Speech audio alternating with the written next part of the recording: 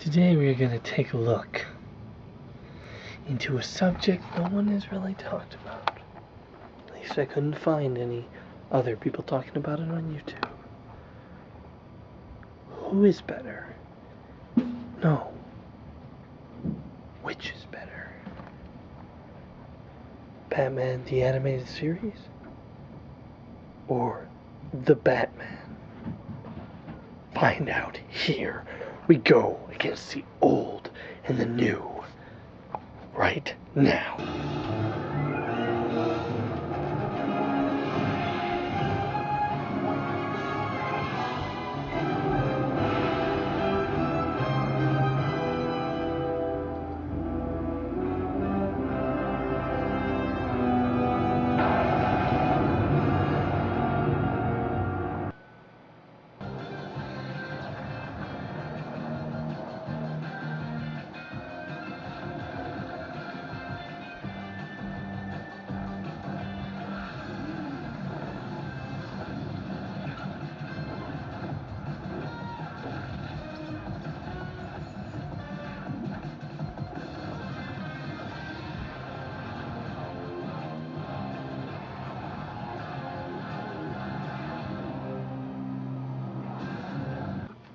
Hello and welcome back. It's me, LazyDude99. If you don't know who I am, join the club. Alright, now let me tell you something. We're gonna take a look at the two Batman shows. Now I'm not gonna review, I'm not gonna compare some other shows like,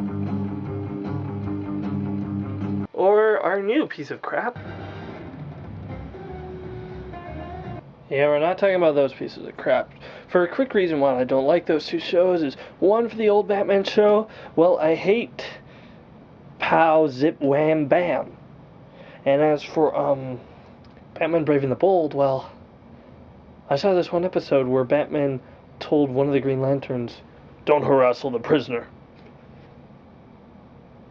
Anyway, moving on, let's take a look at our shows. Well, the first thing we gotta take a look at is, of course, Batman.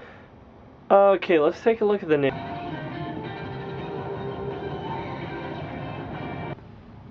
Okay, the good things about the Batman in the Batman. Well, the good thing that I really like about this is that they really captured in this show the, let's just say, the family side of Batman. You know, when he gets Robin, Batgirl, and, you know, and Alfred and everything, he really has a good family side motivation. You know, he's there and mentoring them and all that stuff, all that jazz, and you know, that's what they really do good. Well, what did they do wrong? Well, the thing is, I find him just a little too, what's the word I'm looking for? Nice. Okay, he's just too much of a nice guy. I mean, this is a guy that spins people off of buildings, say, "Tell me what I want to know." And then, you know, drops them almost to the ground and picks them up, drops them. But he's just too nice, you know, like, it's just a little too goody-goody. But still, he has a nice look. The Batmobile looks cool. Alfred seems to be fine. And, yes, he's not a bad Batman. But, yeah, he's just a little bit too light for me. Okay, now let's take a look at the old.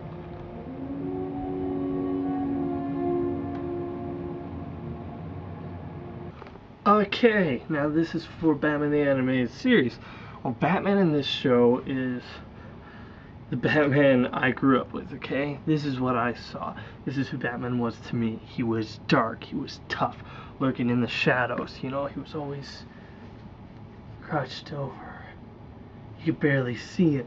You look 1 second, oh, he's gone. He's gone. He's gone. But, yeah, he was, this Craig Conroy, who did the voice of Batman, had it, like, right on the money. He had it tagged on. It was dark. It was deep. And then when he went to Bruce Wayne, he went all business-like. Hi, I'm Bruce Wayne. Good to know you. Okay, it wasn't that goofy. But, yeah, it was good because you could tell that it was from the same person, but in the sense that, It was different. Yes, Craig Conroy really was the Batman for me. When I read the comic books of Batman, that's the Batman that I see. Or the voice that I envision in my head. I don't envision Michael Keaton's voice because he didn't really say much in the Batman movies as Batman. I don't really think of Christian Bale's voice because it hurts my head. No, I'm just kidding, but I don't. Val Kilmer, he said like what, 5 lines as Batman? Don't get me started on George Clooney. Yeah. Where are the other drugs going? Tell me. I will break your nose if you tell me. Yeah, that doesn't work when you're reading Batman comics to have that type of voice in your head. Okay, now what I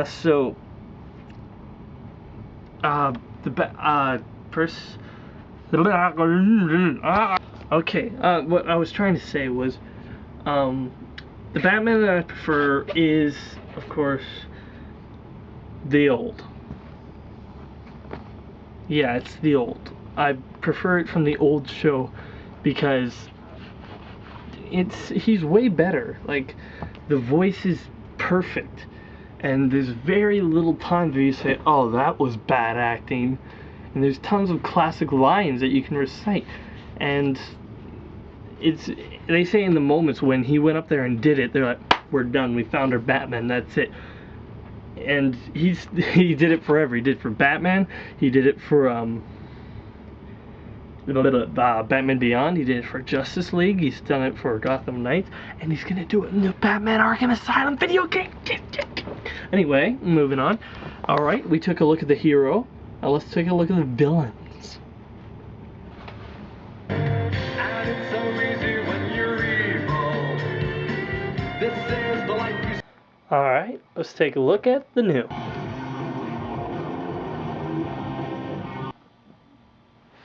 Alright, now for villains. In the new, we had a whole bunch of villains.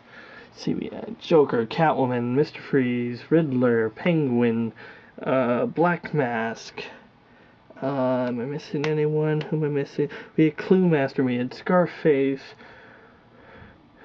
Well, Scarface ventriloquist. Anyway, we had a whole bunch of villains. The good thing. Let me say the good things that I liked about it.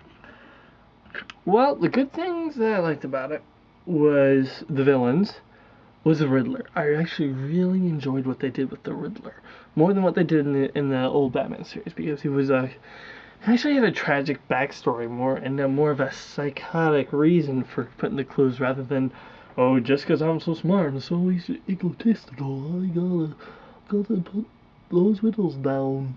But he was more like dark, and he almost looked a little gothic to begin with. But I love the little wild goose chase he sends Batman on in the first episode. You see him when he's like, go to this bomb, go to this bomb, go to this bomb, go to this bomb. And Batman's just like, I was like, man, he's just leading us away. He's really at the place where we started at the very beginning. You're like, oh, darn.